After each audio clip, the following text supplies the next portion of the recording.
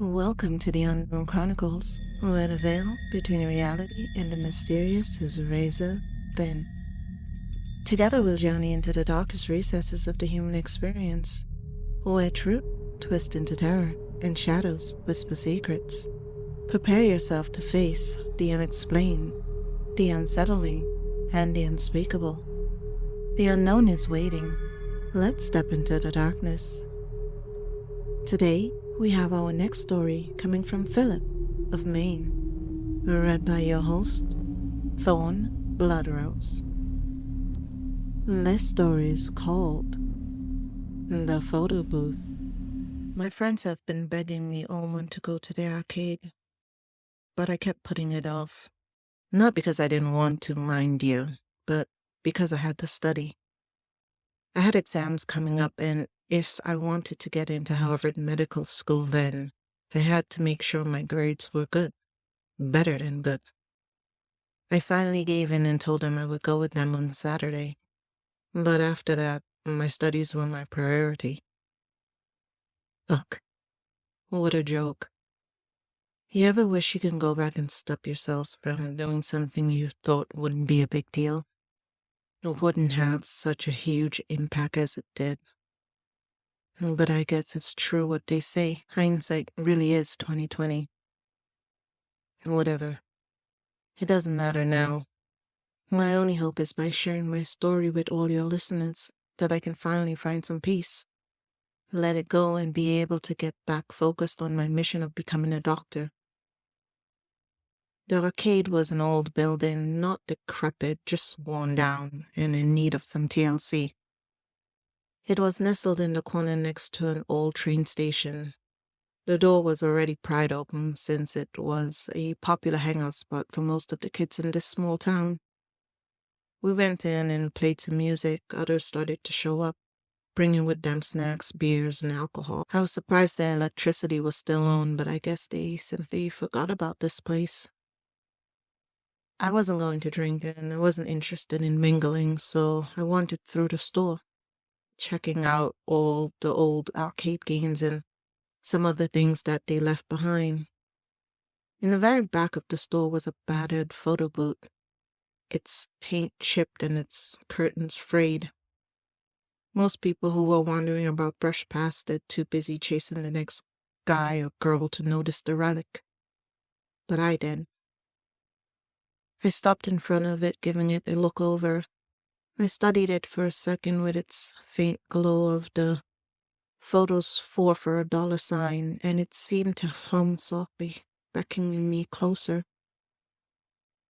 I looked around and back at the booth, shrugged, fished $1 out of my pocket, and stepped inside. The curtain felt heavier than it looked, and the seat was cold. I inserted the $1 and the machine spurred to life. The screen flickered, and instead of showing my reflection, it displayed a foggy, dreamlike image. I squinted. The scene wasn't of me. It was of my grandmother's living room, with its floral wallpaper and the faint outline of my childhood self spinning in circles. I gasped as the first image flash went off. The image changed. Now I was in my college dorm room, scattered with books and an old guitar. Another flash. My wedding day, the candid smile of my presumed husband's face staring back at me. My heart pounded. This wasn't possible. The final flash came and I braced myself, but the image stayed black for a moment longer. When it did appear, my breath hitched. It was a picture of a place I didn't recognize. A dimly lit room with peeling wallpapers, an ancient mirror hanging crookedly, and my older self staring blankly into the camera. My face looked taut, my eyes sunken, and my lips curled in an unnatural smile. The booth spat out 4 glossy photos, each capturing one of these moments. My hands trembled as I looked at the last one. In the background of the photo, faint but unmistakable, was the photo booth itself. Suddenly the machine swirled again, louder this time. I whipped around, but the curtain was still drawn, the boot silent. A chill ran down my spine. I shoved the photos in my pocket and hurried back into the main arcade, my footsteps echoing loudly over the heavy bass of the music. But as I passed the dust-covered mirror near the arcade's exit, I glanced at my reflection and I froze. My face was taut, my eyes sunken in my lips, impossibly curled into that same unnatural smile from the photo. I reached up to touch my face, but the reflection didn't leave with me. It just stared, unblinking, its mouth slowly twisting wider as if it knew something that I didn't. Panic surged through me and I stumbled back, nearly colliding with a pinball machine. The distorted laugh of a clown-themed game blazed, grating against my ears. Turning on my heel, I sprinted back to the photo booth. It wasn't lit anymore. The photos for $4 sign was dark and the booth seemed older somehow, like it aged decades in the minutes I had just left. Dust coated the frame and the curtain sagged as though it hadn't been touched in years. "Come on," I whispered, yanking the curtain open and collapsing onto the cold seat inside. I fumbled with my pockets, pulling out the photos, but they were blank, each image gone. I closed my eyes, gripping the edge of the boot, willing the machine to come back to life. "Just one more," I begged under my breath. "Show me something. Anything." Nothing happened, not even a hum. The air inside the boot was thick and still. Releasing a shuddered breath, I finally stood, my legs trembling as I stepped outside of the boot. But as I turned to leave, my foot caught in something, a photo that hadn't been there before. I bent down hesitant and picked it up. It was a single black and white image, clearer than the others. It showed the photo booth itself, empty and open, except for me. I was sitting inside, my face obscured by the curtain, but my hand was reaching out, pointing it directly at the camera.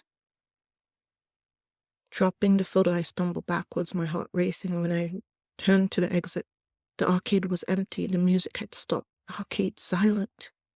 And somewhere behind me, faint but distinct, the photo booth clicked as if taking another photo. And so, dear listeners, Philip's story leaves us with more questions than answers. Was the photo booth a cursed relic of some forgotten time, a doorway to the unseen, or perhaps a reflection of our deepest fears manifesting in ways we can't comprehend? One thing is certain, the veil between our world and the unknown is thinner than we care to admit. Philip may have escaped the arcade that night, but the question lingers. Did he truly leave the photo booth behind? Or did it take a part of them with it, forever tethering his fate to that haunting machine? Remember, the next time you come across something old and forgotten, something whispering your name from the shadows, think twice before stepping closer. After all, not all relics of the past are eager to be disturbed. And this has been Thorne Bloodrose guiding you through another tale of the Unknown Chronicles. Until next time, keep your eyes open and your wits sharp as we continue our journey into the unknown. Remember, the shadows are closer than you think. Good nightmares, and sleep tight, if you can.